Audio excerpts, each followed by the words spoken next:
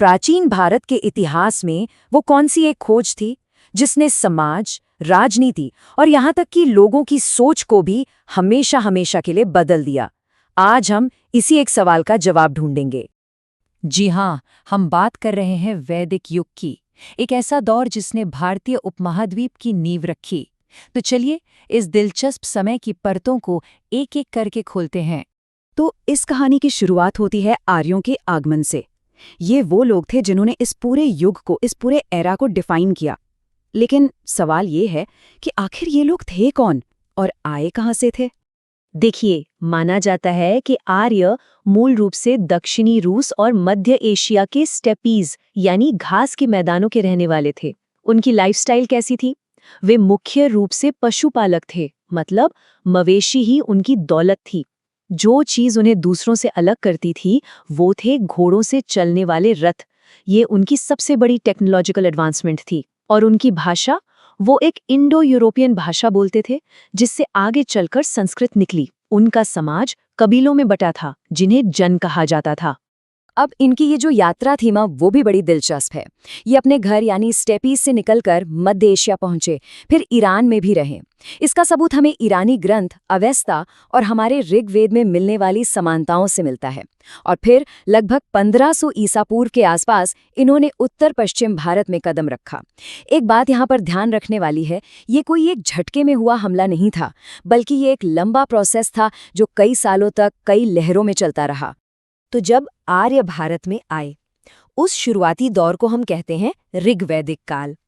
और ये समझना इसलिए ज़रूरी है क्योंकि इसके बाद जो बदलाव आया वो ज़मीन आसमान का था। तो पहले देखते हैं कि इस बड़े बदलाव से पहले का जीवन आखिर था कैसा। इस शुरुआती दौर का समाज बाद के समाज से एकदम अलग था। राजनीति की बात करें तो वो कबीलाई थी। राजा को चुना जाता था, मतलब वो पद वंशानुगत नहीं था। समाज में वर्ण व्यवस्था थी, लेकिन वो जन्म पर नहीं बल्कि काम पर यानी पेशे पर आधारित थी। इकोनॉमी का पूरा जोर पशुपालन पर था और गायों को धन का सबसे बड़ा प्रतीक माना जाता था। और धर्म, उसमें इंद्र और अग्नि जैसे प्रकृति के देवताओं की पूजा होती थी। उस वक्त के समाज की एक और खास बात थी सभा और समिति।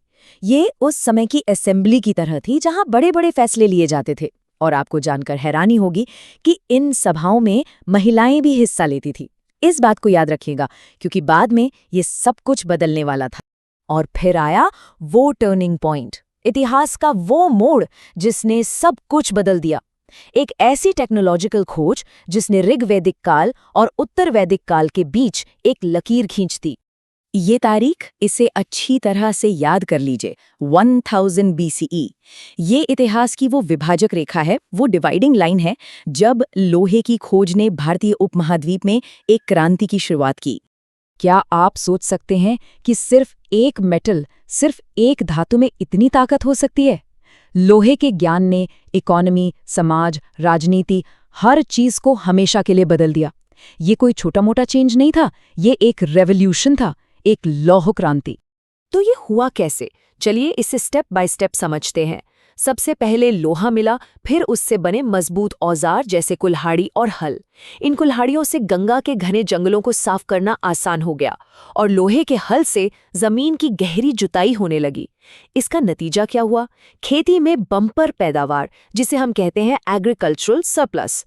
और जब खेती से इतना अनाज मिलने लगे कि खाने के बाद भी बच जाए, तो लोग एक जगह टिक कर रहने लगते हैं। और यहीं से शुरू हुई कहानी बड़े बड़े राज्यों की, जिन्हें हम जनपद कहते हैं। और इसी लौह क्रांति के साथ शुरू होता है उत्तर वैदिक काल, एक ऐसा दौर जो पहले वाले से यानी ऋग्वैदिक काल से बिल्कुल अलग था। ये एक पूरे ट्रांसफॉर्मेशन का समय था। तो चलिए दोनों में फर्क क्या था ये साइड बाय साइड देखते हैं, ये बहुत जरूरी है। जहां पहले वर्ण व्यवस्था फ्लेक्सिबल थी, काम पर आधारित थी, वहीं अब वो जन्म पर आधारित एक रिजिड सिस्टम बन गई। महिलाओं की आज़ादी कम हो गई और सभा समितियों में उनकी भूमिका खत्म हो गई। राजा अब चुना नहीं जाता था, बल्कि राजा का बेटा ही राजा बनता था, मतलब राजपद वंशानुगत हो गया। और इकोनॉमी का पूरा फोकस मवेशियों से हटकर खेती-बाड़ी पर आ गया, मतलब समाज का पूरा ढांचा ही बदल गया था। लेकिन वैदिक युग सिर्फ सामाजिक और राजनीतिक बदलावों के बारे में ही नहीं है।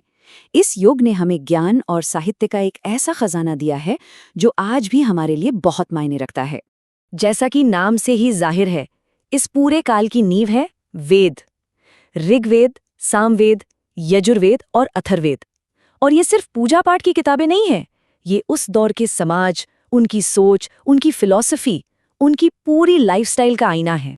अब ये जो वैदिक लिटरेचर है ना, इसे समझने के लिए हम इसे दो मेन कैटेगरीज में बांट सकते हैं। एक है श्रुति, जिसका मतलब है जो सुना गया। माना जाता है कि ये डिवाइन नॉलेज है जो सीधे ईश्वर से मिला है। इसमें आते हैं हमारे चारों वेद, ब्राह्मण, आरण्यक और उपनिषद। और दूसरी कैटेगरी है स्मृति, यानी जो याद किया गया। ये वो ग्रंथ हैं जिन्हें इंसानों ने, ऋषियों ने लिखा है, जैसे वेदांग, पुराण और हमारे महान महाकाव्य रामायण और महाभारत। तो सवाल ये है कि हम आज भी इस हजारों साल पुराने युग की बात क्यों कर रहे हैं? क्योंकि इसकी जड़ें आज भी हमारे समाज में बहुत गहरी हैं। आज के कास्ट सिस्टम की बहस हो, या फैमिली में पेट्रियार्कल स्ट्रक्चर, या फिर आयुर्वेद और योग जो आज पूरी दुनिया में फैल चुका है, यहाँ तक कि हमारी शादियों में होने वाले कई रीति रिवाज, इन सब की शुरुआत कहीं ना कहीं वैदिक काल में ही हुई थी। तो आखिर में एक सवाल आपके लिए छोड़ जाते हैं। हजारों साल गुजर जाने के बाद भी वैदिक युग की छाप आज के भारत पर कितनी गहरी है, ये आज भी हमें कितना डिफाइन करता है? सोचिएगा जरूर। मिलते हैं अगली बार कुछ और दिलचस्प जानकारी के साथ।